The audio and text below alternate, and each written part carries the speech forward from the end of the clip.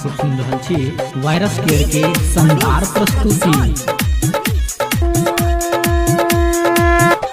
गे छठी मैया के लको बदना में आब को इज्जत बचा लेने।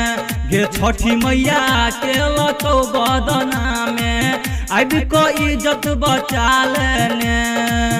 इज्जत बचा लेने गे मैया इज्जत बचा लेने।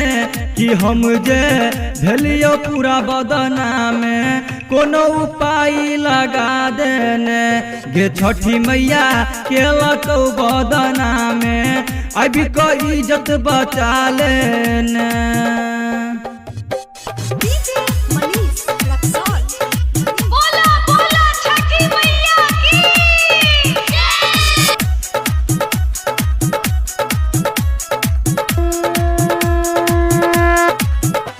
तो गाँव में केलको झूठे के शोर हमर उड़ी गेलौ जे माहोस। गे मैया उड़ी गेलौ जे माहोस।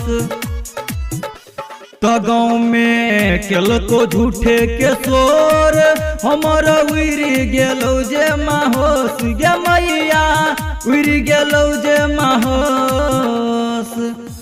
तो सब हे कहलू चाल फंगा अब को इज्जत बचा लेने।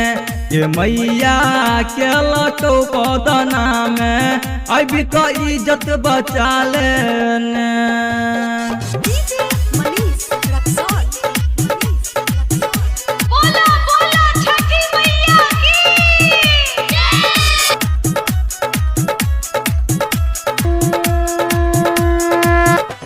तो गाँव के बैठल सब हे पंच लेलको 11,000 के दंड। गे मैया 11,000 के दंड।